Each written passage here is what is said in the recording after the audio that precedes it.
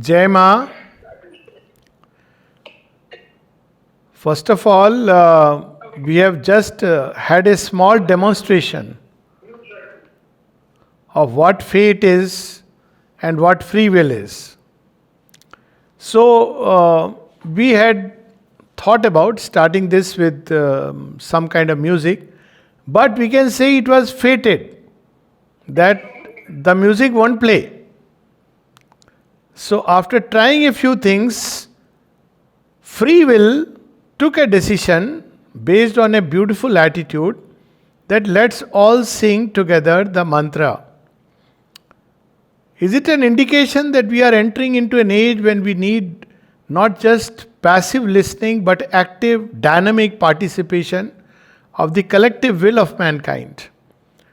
So, this is how I look at this event, because all events ultimately disclose some truth which is hidden behind it. As Sri Aurobindo says, fate is truth working out in ignorance. So, coming to the subject, there is a beautiful line in Savitri describing man alone who stares at future's unseen face. Man lifted up the burden of his fate. So, this dilemma, this problem of fate and free will is very unique to human beings. When we go to the creations below humans, there is an instinctive action of the will. And interestingly, it is very accurate. It's not predictive. But in terms of achieving its goal, it is fairly accurate. So animals are moved by instincts, they don't have to make choices. And with human beings, there is the problem of choices. Also, there is a need to know the future. This is something uniquely human. We want to know the future. Animals are moved in the present toward the future, whatever it be. But we need to know the future. Somewhere the mind wants to know, and it wants to control, it wants to master the future. And its instrument is, as Sri Aurobindo says, the dim corporeal mind, and a will that knows not what it must choose, how it must act. All instinct has been taken away, robbed from us, and we are left with a struggling, stumbling will and an ignorant mind. This is our present situation. So, at this point, because we are living in the mind, we look at everything as this way or that way. Either there is free will or there is fate. But Sri Aurobindo reminds us, and he reveals to us, that you have to look at the entire life as a movement. Everything is in movement. There is a journey. Human journey is described at one place in Savitri as his life is a battle and a pilgrimage. Very interesting. So life is a journey, and it starts with ignorance. It starts with darkness. It starts with unconsciousness. It starts with suffering. And it starts with death. But it moves towards knowledge, wisdom, light, bliss, ananda, and eventually immortality. This is the journey. So now when we understand this journey from one spectrum to the other, everything begins to become clear. So we start our life in total ignorance. A child is at the mercy of everything. A child doesn't even know what is called as a free will. And when humanity started its journey on planet Earth, or maybe who knows, in some other planet, in some other aeon, it starts with total ignorance. So when it starts in ignorance, but man has been given to plan his fate, man has been given to make choices. So how does it make a choice? It makes a choice based on ignorance. And as it makes the choice, it learns through consequences. This is what happens, very simply. And what are the first challenges that we as human beings face? Or as a child, we can look at the whole entire journey is repeated in a child. So initial challenge is purely physical and material forces. So we take the challenge, we make mistakes, we learn. One day, while we are making mistakes, there is something which is also working from behind. So one day while playing with the stones, a fire is lit up. Is it fate? Is it free will? Is it a prompting from within? Because that fire is going to change the human world forever. So there are now three elements which are operating. One is the challenge that our environment gives to us. Second, we try and make mistakes or click on the right button and we learn through mistakes, through consequences. And third, there is a prompting from behind, the unseen hand which is guiding us through millennium. So these are the three main coordinates. So initially the challenge is with material forces, and I'll just take an example. Say 100 years back, before we had discovered vitamin A. So vitamin A, before we had discovered it, whenever people got blind, night blindness, there was an illness called night blindness. So what would be the typical response in ignorance? Punishment from God, karma, etc., etc. But today we know that, well, all that was required was eat more carrots and the grass will look greener. So now what has happened? We discovered material force, material cause behind a result. All fate is about results. And when we discovered and mastered it, we eliminated one kind of ignorance. So what happened? As we begin to grow into knowledge, we begin to master fate. This is the fundamental thing. At material level, as we master more and more forces that weave our material life, we can master fate. See, trains get derailed or things happen when you're driving a car, then slowly we discover safety devices, we have the airbags, and therefore we can, to that extent, master fate. This is the first step. Then what happens? We enter into another world, the vital world, where again we meet a set of forces, vital forces. So what are these vital forces? Forces of desire. Again, we want things. We want to have them desperately. That's how the force of desire moves us. We think it is my will and my choice, but we are moved by desires towards things which we believe will give us happiness. We are attracted by appearances and we make a choice, then we learn. What do we learn? Through the law of desire, we learn that appearances are deceptive. We learn that we cannot get abiding happiness from anything that is temporary. Some are poor learners, some are quick learners. That's a different story altogether. Maybe some are in class 2 of desire and schooling in desire. Some are in class 10th. But as we grow through life, we learn that desire deceives us. It attracts and then deceives us, leaves us with pain and suffering. So what happens now? As we begin to master desire, we begin to also master adverse fate. What we call as adverse fate. If we don't master desire, we act according to desire, we have the consequences. This is called the law, inbuilt within creation. Just like if we touch fire, it will burn. So also there are laws which are ingrained in creation. If we chase desires, suffering will chase us. There is a very interesting line in one of Sri Aurobindo's poem, Kama. He says, what is the rule of the game? So the rule of the game is, if you chase, it will go farther. And when you leave the chase, it will chase you. It's very interesting. One of the, Chaman Lalji was once sharing his experience with me.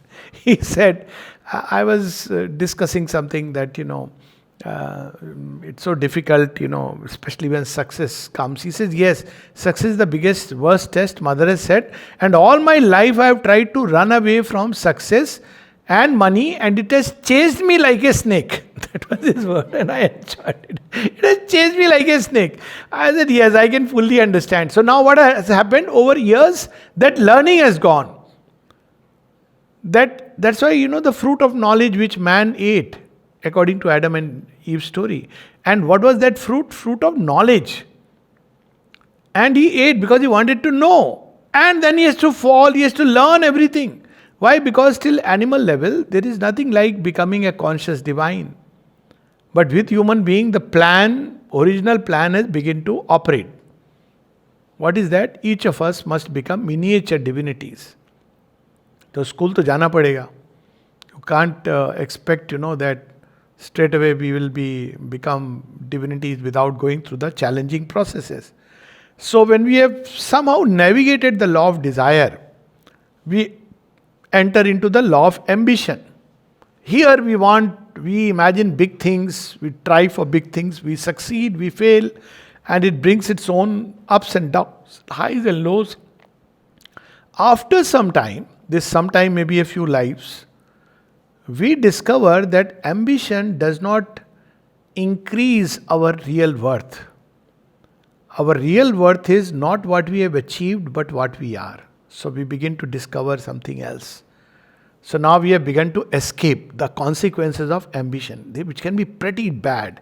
I know as a psychiatrist once, a cardiologist consulted me and he said, I have a problem. I said, what's your problem? He said, every time I'm driving a car, I see a car in front of me and I want to cross it. I said, so what's the problem? He said, then there is another car and another car. There is no limit to the cars, that I am all perpetually on a race. I know of people who took a leave, who took a break so that they can go and relax themselves, and came back more stressed. And the reason was very simple. They came back stressed because one of the persons I know, he went on leave, he took a holiday, break, and there in the morning he went to play tennis to relax, and he lost the game. And whole holiday was spoiled because he lost the game while on a holiday playing against someone. So over a period of time, we cross this law of ambition. We learn. But see, each time we are learning, we are mastering something. That's how when people grow up, what do they tell their children? Those who have gone through life, they say, see, don't follow this path because it is dangerous. They have either learned from their mistakes or mistakes of others. So somehow we have mastered a side of fate. That's how we learn. No, everything is like that. Oh, don't go to those places, they are dangerous. Still people go and they meet with crash and they say, yes, you had cautioned me. So see how learning and growth is taking place.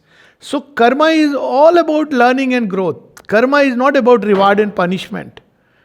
Karma is about learning, action or choices and consequences and learning. And through this process we grow. So what's happening? Fate is basically a set of things, unpredictable element in our life, and human beings have this incessant urge to master it. That's the beautiful side. Humanity is marked by this urge to conquer fate. In fact, those who say that no, we have to just accept, and they quote Indian scripture. Indian scripture is all about mastering fate. That's why when we say karma and karmafal, we have this concept of purushartha. So through purushartha, you can change a fixed destiny. There are so many instances. So then from the vital, we enter into emotional world. There again, we have emotional challenges, etc., etc. And the consequences, learning. Then slowly we learn the true value of things after going through a lot of suffering. So what is suffering? Suffering is a process of learning. Suffering is not a punishment. In fact, it would be punishment if we were never taught the consequences and we believed that this private hell we believed it is heaven. There are some places in the world where people believe that they are living in heaven. They don't know what they are missing. I often tell some of my friends, Cyprus, they go to these are all nice places, so let me not take names. Okay? Hawaii Island there, Hawaii. So I often say, you don't know the joy of surrender and devotion that we learn from the mother's milk in India. It's something of infinite value, which we learn later on. I feel so grateful to my father that he taught us bhakti and surrender and faith. I really feel that this is the greatest gift he gave me, much more than if he would have bought me a Rolls Royce or something like that. So how this learning has come? Over a period of time. Maybe previous lives behind, that one is ready for the ultimate gifts. So this is how we learn and we grow. Then comes the next step. So then we enter into that, we go into the realms of pure knowledge. Now we want to know the ultimate things. We have crossed the vital world, still things will happen. But now the mind, we discover that who was the knower of the field as of now. And now we want to control all the conditions through which we can make the unpredictable predictable. So one tries all kinds of efforts, and ultimately there are some, in that process there will be some midway stations like religion, philosophy, which give us comfort. What is the comfort? You can't control everything. Your actions, your consequences, you do this and somewhere you will suffer. But this is a halfway home. Man cannot be satisfied with that. We are not born for halfway homes. These are belief systems that make us feel that, well, we can't help it. There are things you have to just accept. That's how earthly life is. It is maya, it is moha, it is illusion, it's this and that. And some believe it's a temporary resting point. Why? Because it takes away the effort. One of the biggest problem of traditional religion is it takes away the real effort at self-mastery, self-exceeding, which is what we are meant for. We are given a nice station where there are some beliefs which you have to believe in that and carry on with their life. But then man cannot be satisfied there, and he goes still further. He wants to master all the forces and conquer fate. All science is about it, and incidentally all spirituality is about it. Now we see that there are two lines along which human beings advance. One line is where they believe if we master all the material forces of the universe, we can master fate. So even nowadays there is a talk that we can find immortality by, applying some kind of, cream or taking a pill and anti-aging. Now we believe that if we master all the material forces of aging, we can completely defy aging. People have not read the story of Hiranyakashipu. If they would have read, they would have understood it's not possible, because we live in a multi-tired world. Now you see the mind is entering into complex things. Now initially it was material forces, material events. Now we discover behind material forces there are material events, there are other forces, there are vital forces. Behind it there are mental forces, occult forces. So slowly one begins to become aware of multitude of forces that are operating at any given time in this creation. So fate assumes a very complex character. So there is this person called Ravana who tries to master even those. He captures the graha nakshatras and he makes them captive. What does it mean? It means now these subtle forces which operate and weave our fate, they will listen to me, they will act according to my will. He tries that. And yet fate chases him, because there is that unseen element of fate that nobody has seen. There is this Greek story where we see in Greek stories we have that Zeus is the one who decides. And Ananke, the goddess of fate, she wears a mask. Zeus simply orders all the gods. He says, you will now withdraw from this group. You will be with this group because I have decided. And they can't question. They may not like it, but they have to accept it. But what is going to be the ultimate outcome? Fate is holding behind the mask. And when all the gods have gone away, then she lifts the mask. And Zeus sees. Zeus knows already. So then we discover that there is still an aspect of fate which any amount of mastery of all these forces, there will be an unpredictable element X waiting for us. So was all this learning in vain? No, it was very much necessary, because we have to reach that point where we are now ready to discover that unpredictable element called factor X.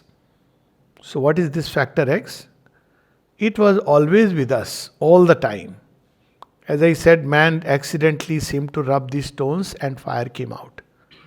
So if we look at our life, we will see always with the unpredictable, always with uncertainty, there has intervened in everybody's life something which gives it a strange sudden turn, for good or for worse. It was not that he did something and learned something and through the consequence he grew. Something which operates from behind and gives direction. And it is this factor that now man turns to discover. What is it that is prompting me? What is it that is giving me a very gentle nudge, a subtle guidance? And all our lives, I know people So many stories, and I'm sure everyone has their own story and should have their own story, how the incalculable intervened in our life. And to this incalculable factor, we use two names, or there are two aspects of this incalculable factor. One is individual, and the other is cosmic or beyond the cosmic.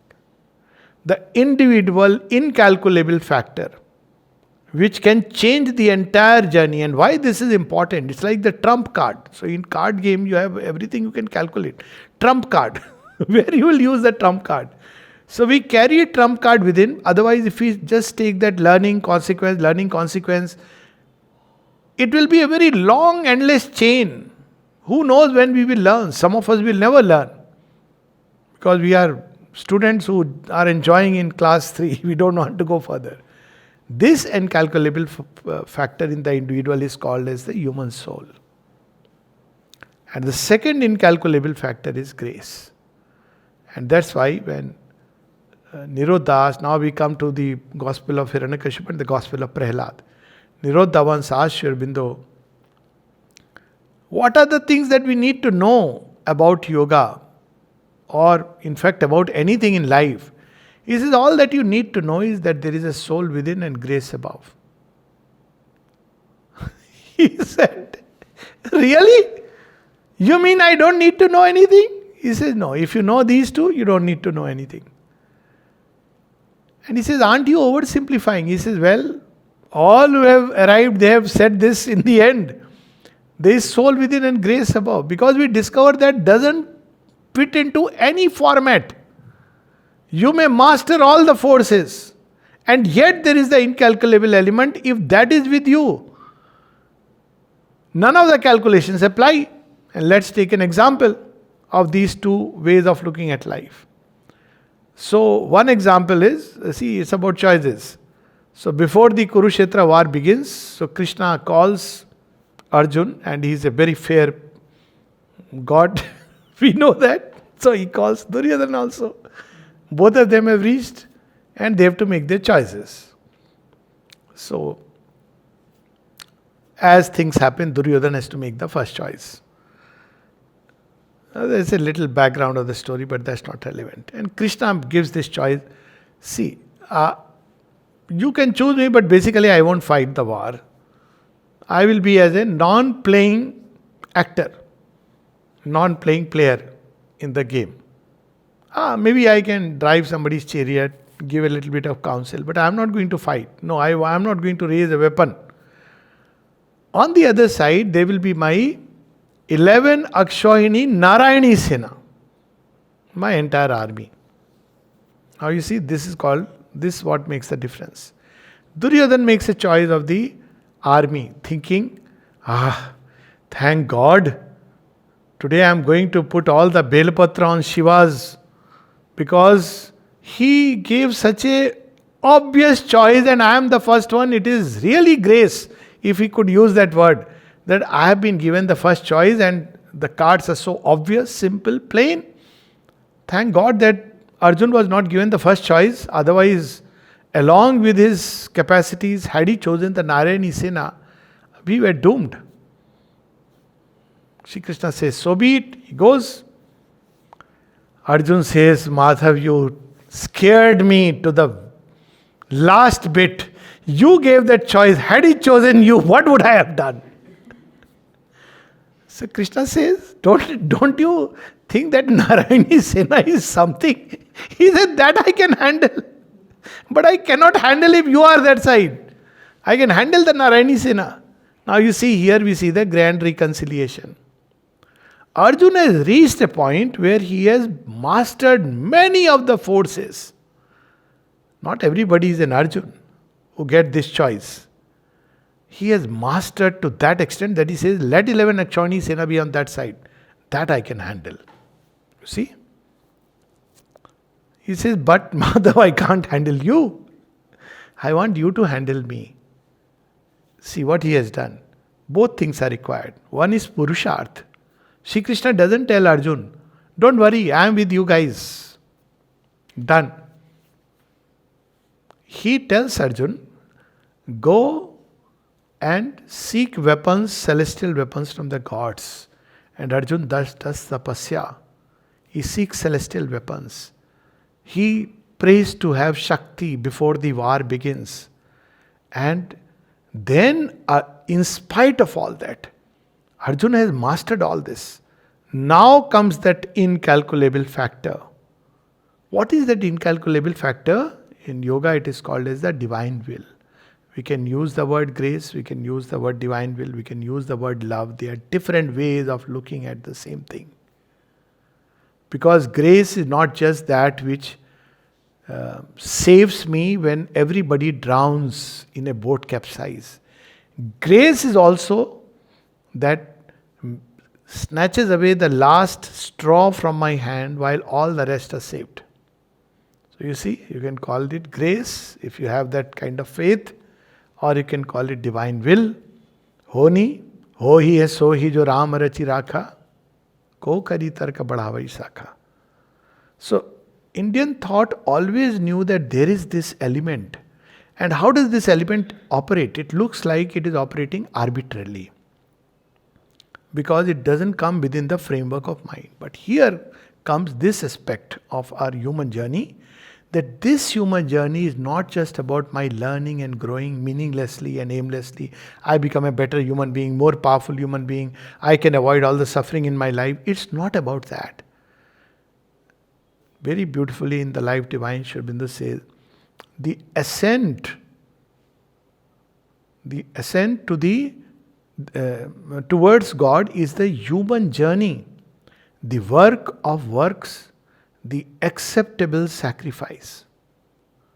So this journey is leading us towards a grand, not just pilgrimage, but a fusion with the divine and becoming divine. So mind does not have this format within itself, because it is facing challenges, it's growing. It may believe that, oh, some cruel God has planned all this, some monster. Or it may believe that it's my karma. Or it may believe this or that. It may believe it's chance, random, doesn't matter. But through all this, a mysterious march is going on, taking us towards a grand event, and that's what is the divine will, which is operating in creation. And ultimately, how much ever strong we may be, how much ever powerful, even if we have mastered all the forces in all the worlds, still that incalculable element will upset, because it's coming from the future. Fate is about mastering the forces of present and the past. But the future's unseen face is always in the hands of the divine. He lets the ball move according to our actions and consequences, so far as we have to just grow through the ego. That's how Sri Aurobindo starts Essays on the Gita. But where the actions enters a crucial stage, then suddenly he intervenes and changes the course of destiny. That's what we see in Mahabharata. Wherever the actions is growing through a natural course, because the protagonists have to grow. So there are two kinds of things that happen in life. One is normal action, consequences, learning, growth. This we have just studied, and it is important because through it we become stronger. Every time we have a suffering, we have an adverse fate. There are people who curse, complain, blame, which is the worst thing because it doesn't help. But the wise ones say it is a challenge. So every adverse fate makes them grow stronger, wiser, and more compassionate. You want to know what wisdom is? You will see that wisdom is something which is always very compassionate. Why compassion develops with wisdom? Because you have gone through the challenges yourself. You know it's not easy. Somebody who has not gone through the challenge is quick to condemn. These are the kind of people who believe in reward and punishment.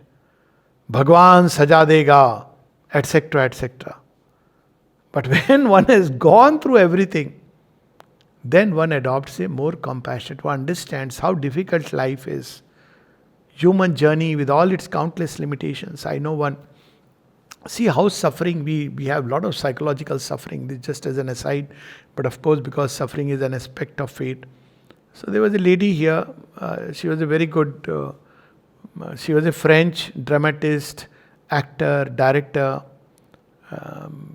Though by origin she was Russian, but then she had lived in France. Then she came here. She was a devotee. And last 6 months, he had taken a lot of liking to me, and I used to go every week and talk to her. One day, suddenly, she says, I have a great news to share with you. What is our news? Ram मंदिर का बनेगा, BJP power में आ रही कि कौन आ रहा है. Okay, for us, probably that applies. But she had a wonderful news. She says, I have forgiven my husband. I said, okay, that's great. She said, 30 years. They were separated for 30 years. After 30 years, finally I have forgiven him. I said, this is really news because this is a much rare event than all the other things. But tell me, how did you do it? She said, one day, I used to feel that grudge. Then suddenly I remembered what Krishna has said in the Gita. Yantra Rudhini Maya. Men are like fly caught on the wheel, driven by the forces that are driving the wheel, but they think they are driving it. Now comes another aspect of fate. We believe that we are the ones who are acting, we are having consequences, we are learning, growing. But who is pushing us to act and who is making us learn? There is within us this soul which chooses, accepts things which our mind would refuse and reject, and makes us learn through it. Otherwise, in our ego, we think sitting on the wheel, we are rolling the wheel. The fly believes it is rolling the wheel. Today I have rolled the wheel so much distance. One fly will fly away and say, another will join. This is I rolled it further, not knowing that I am just caught in that whole movement. So when we begin to discover that we were being made to learn, we were pushed through the jigsaw puzzle of life, through something which is within us, which prompts us to grow, prompts us to progress, prompts us to take the challenge, then we are ready for the soul. We are ready for the grace when we understand with utter humility that however much we may master, conquer everything, there is something which we don't know. This humility opens the doors to grace. And when we understand that I mastered, I discovered vitamin A, but I have not discovered vitamin D and vitamin S, vitamin divine and vitamin soul, then we discover that, this is the most important. From behind, it was this which was taking us through the jigsaw puzzle. Why did I go through certain set of circumstances and not someone else? It was not a random game. It looked random. Then a new knowledge begins to operate within us. And we begin to consciously choose even what may seem paradoxically to be something which the ego would not want. Sri Aurobindo says in one place that, the ego knows it has to be crucified so that the true Son of God, he may emerge, the psychic being can emerge.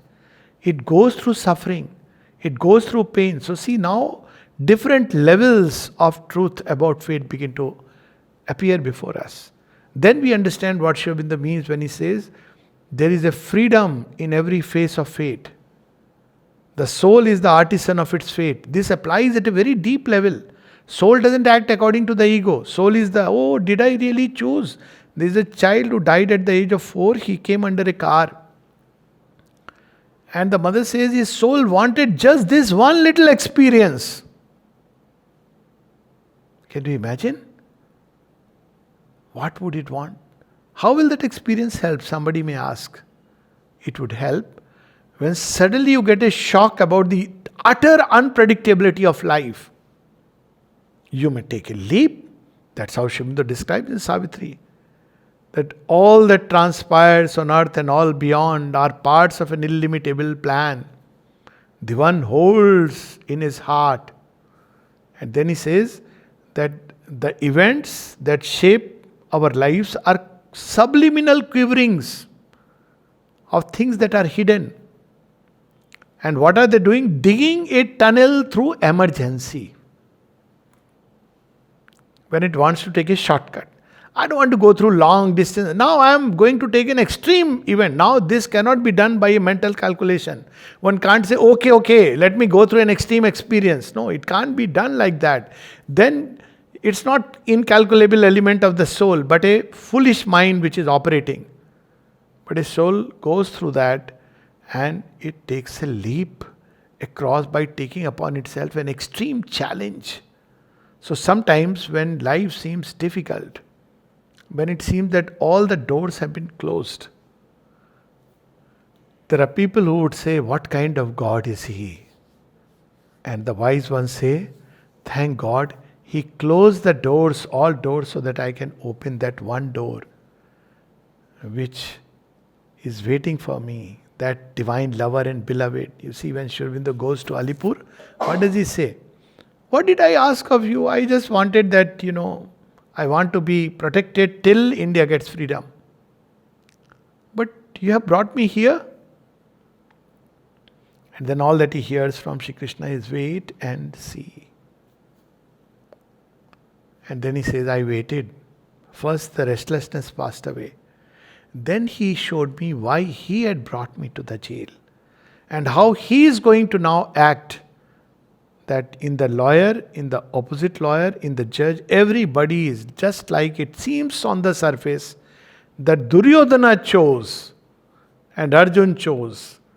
But Krishna in Duryodhana made him go through that choice because he is in that kindergarten school where he has to learn.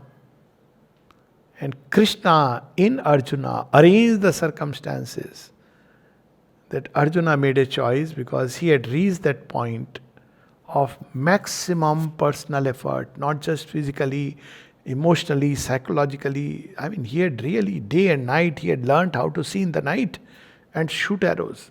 So he was ready for that divine grace. So you see, effort and grace. Some people take extreme attitude. Effort prepares us for the grace. Duryodhana had lost his time in just ambition, ego. He was a Yodha, fine. But he had not worked towards self-mastery. He had a lot of homework to do. Karna, he had not worked towards self-mastery. He mistook certain virtues for ultimate. Arjuna had worked towards both. He had so many challenges in life. From childhood, Papa is not there. He is hearing everybody's insults and abuses.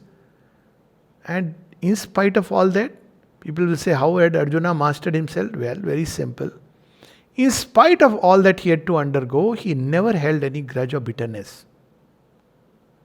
Even towards Karna. Just imagine the contrast. People often say how Karna died. See, Karna is holding a grudge. I want to prove myself, number one, for which I want to kill Arjun. That's his one track mind. And Arjun, on the battlefield, he has a chance to kill Arjuna and Karna, and he says, Keshav, are you sure? Should I do this? This is the difference. One is a person who has mastered material forces, Karna, but not the psychological forces. And the other has mastered not only physical forces, but psychological forces. And to such a person, we see that finishing touch given by the grace.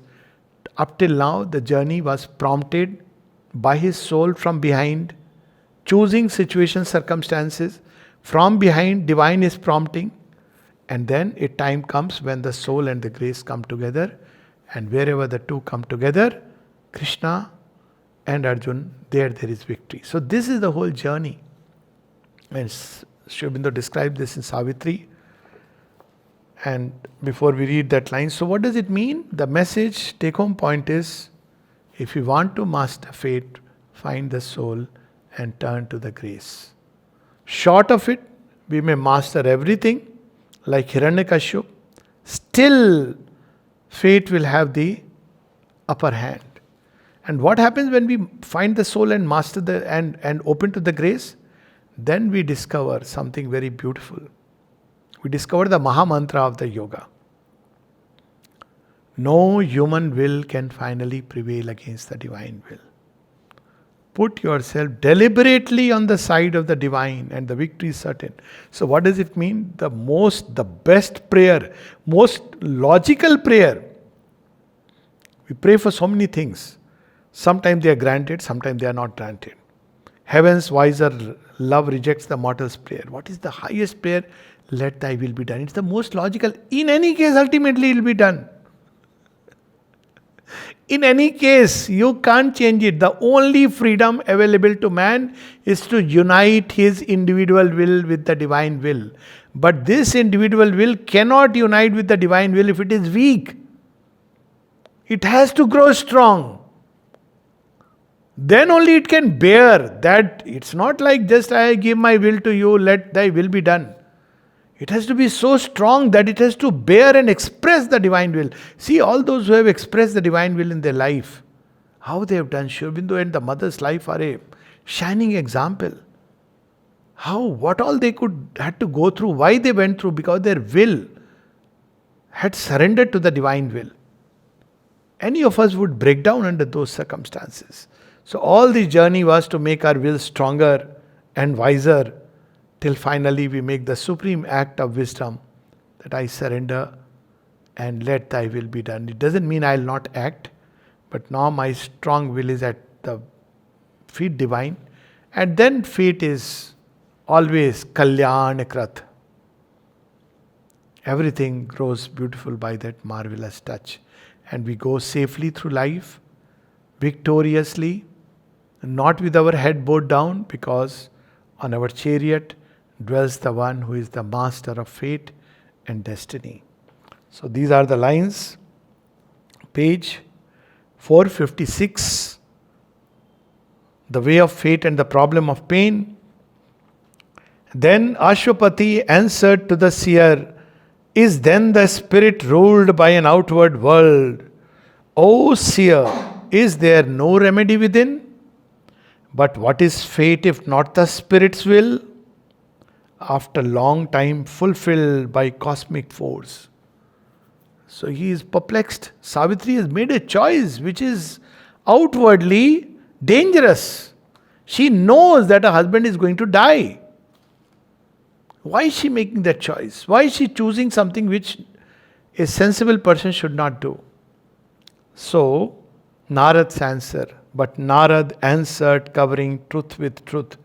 O Ashwapati, random seem the way, random seem the ways, along whose banks your footsteps stray or run, in casual hours or moment of the gods. So fate is not about guilt and complaining. These things have no place in yoga. You did something, you grow, you learn, that is the minimum. And maximum is you take it as a turning point of your life to discover your soul and open to the grace. Yet your least stumblings are foreseen above. It may look like a stumble.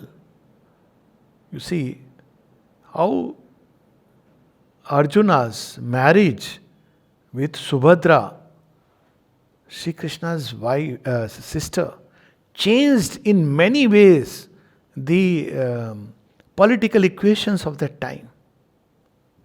And see how their child Abhimanyu and Abhimanyu's son will bear the fruit of the future. Will become the, it's very interesting if you go through that lineage. I am not entering into it. It may seem like a casual event. It may seem that shooting, being there at the right time when arrow has to be shot through the eye of the fish and Arjun shoots the arrow. But if he would not have been there at that point of time, and Karna or somebody else would have done it, the whole scenario would have been different.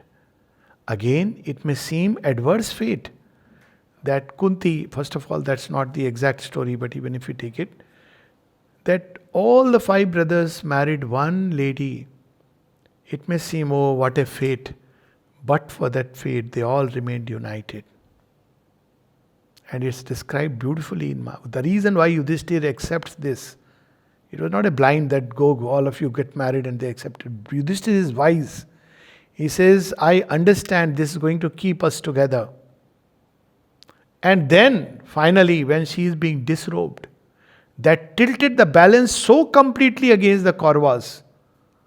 Wherever a woman is disrespected, there Shri goes away. Victory goes away. So this was the great message. And it may look like a random series of events, but there was behind it a play a wisdom which was operating. So he says, yet your least stumblings are foreseen above. Infallibly the curves of life are drawn, following the stream of time through the unknown. They are led by a clue the calm immortals keep. So the clue is kept by the gods who are weaving the thread. It seems our actions, and they pick up, and through that action they weave one little strand, then another action. But who is pushing us to act? Forces of ignorance. Who is behind the force of ignorance? So it's a whole net which has been designed to make us grow. We are programmed to grow and progress, and whatever we may do, whether we like it or not, whether we believe in God or not, regardless, people will grow. They'll be compelled to grow. They may complain, they may grudge, they may blame God, they may blame destiny, but they will grow. The universe is designed so that man may grow. The entire creation grows, and at the point of time when man comes, he can transcend fate as in ignorance and become one with the divine. That is the inevitable destiny, and everything is pushing us towards that. On the next page, just a few lines we'll read, then close. Page 457. The mind of mortal man is led by words. His sight retires behind the walls of thought and looks out only through half-open doors. He cuts the boundless truth into sky strips. That's why we can't understand. Because again, we not only see things along a continuum, we see them in a small cross-section. You did this and therefore you got this result. Most often it doesn't fit also.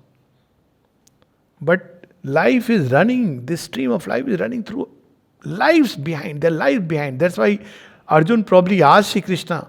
He doesn't ask, but there is implied. He says, who are you? Implied within it is also, who am I? You are giving this jnana to me, why? And then he says, you and me have fought the battle of the ages, Arjun. You have forgotten, but I remember.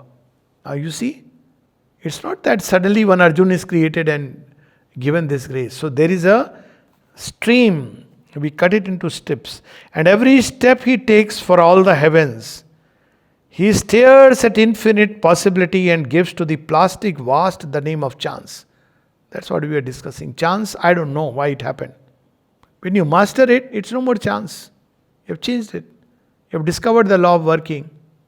And therefore, you change life. Last mastery is self-mastery. You master the outer world, then the inner worlds, and finally self-mastery.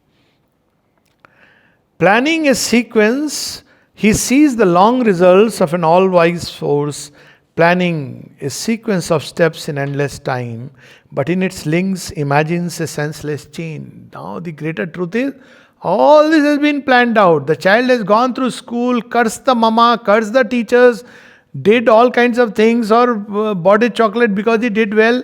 At the end, what does he discover? Oh, my parents had planned it all for me. They put me in this kind of a schooling process because they wanted one day that I grow up, become strong and wise. But when we are going through, we don't see that whole sequence. But in its links imagines a senseless chain or the dead hand of cold necessity. He answers not to the mystic mother's heart, misses the ardent heavings of her breast, and feels cold, rigid limbs of lifeless law. The will of the timeless working out in time, in the free absolute steps of cosmic truth, he thinks a dead machine or unconscious fate. It is the will of the divine, working through time, taking our will, taking our mind as it today stands in ignorance, using it, this ignorance, to ultimately lead us towards knowledge. So this divine will is operating, takes us just as we are. If we are hard material, it puts, the hammer is also hammer of titanic toil. If we are soft material, he makes it a little harder. If you have the right consistency, then he makes very quickly a Devamurti out of it. So as is the material offered, so is the method. When we are very hard inside, the ways of the divine are also seem hard. When we grow, develop, that's why they say the fate in Gita is according to the tamas, rajas, sattva. Of course, there is something still higher which Gita hints as. As is the material, so is the hand of the divine worker. But he is going to shape what he has decided. And we cannot change it. We may cry, but he is going to hit the stone hard till it becomes a Deva Murti. And now you see, ultimately, the hard stone has its recompense. When you make a Deva Murti out of hard stone, it endures. When you make it out of clay, soft as it is, gentle as the hands are, it has a limited. So, it's so beautifully planned, this universe, that for every trouble, every challenge, every difficulty, there is a recompense. And the greatest of those who are born for greatness, they have to go through much greater challenges in life. Why? Because now they are being shaped, as Aurobindo writes in Savitri elsewhere, that the spirit rises mighty, mightier with each defeat. Its godlike wings grow wide with every fall. So every time we miss something or we fall or we fail, something within us grows stronger and wider and climbs higher. This is how fate operates. It doesn't mean we keep falling. It means if we keep falling. I remember one incident. It happened in dining room. Our dining room once, on the staircase. It was very wet, heavy rain, and I slipped and fell. Well, I got up. I thought nobody has seen, but somebody has seen. So I fell again. And this lady who was watching over me suddenly comes, "Oh, great man has fallen." I said, greatness is not in not falling. Because everybody falls. I am not unique. But greatness is in ability to get up after falling. And then I said, see, I have got up. And I started. Because that's how one learns. That's a process. That's why I said, the more you reach, wisdom brings compassion. Maheshwari is wise and tranquil and compassionate. And finally, the last punchline. A magician's formulas have made matters laws. They are made in such a way, they seem rigid and they seem to yield. Look at it. It looks, matter is hard law. And yet, if you learn how to handle it, it will yield some secret.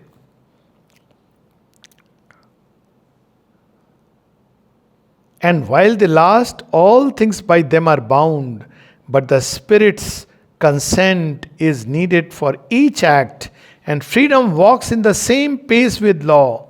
All here can change if the magician chose, if human will could be made one with God's, if human thought could echo the thoughts of God.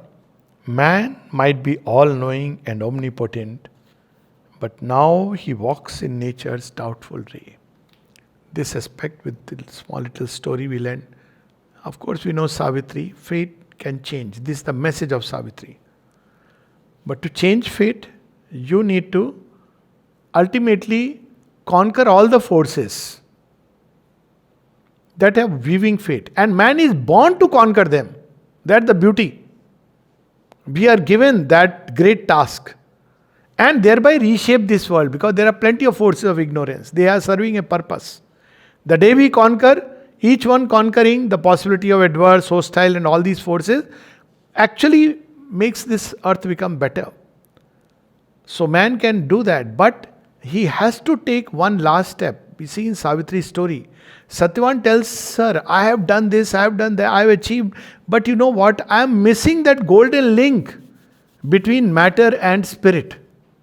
Last bastion of ignorance and forces is matter. But you have now come, and with your coming, I think that link I have found. The last act is the act of surrendering to grace. So the story is of Markandeya, who is apparently given 12 years to live. And after 12 years, Yama comes, and Yama says, come, your time is over. And Markandeya says, who are you? I know only Shiva. He says, I am Kala. I decide everybody's fate. Come, your time is up. And all that Markandeya is to do is to say, you are Kala, but I am in the seva of Mahakala. and Yama has to go away. So we can look at the story this way: Mahakal is greater than Kal. Okay, that's obvious. But the other aspect of the story is, what was Kala doing? Kal was chasing Markandeya to reach that point where he gives himself entirely into the hands of Mahakal. That's how we are chased by fate. Till we reach a point when we surrender ourselves to the divine will and say, Jis vid rakho Prabhu. Different ways mystics have said the same thing. Mother has said it in the most beautiful and simplest way. Let thy will be done. Let thy will be done. Let thy will be done. To which we may add, let thy will be done and not mine. And let my will be united with thy will, so that I may will nothing which does not come directly from thee. Okay, namaste and buona ane.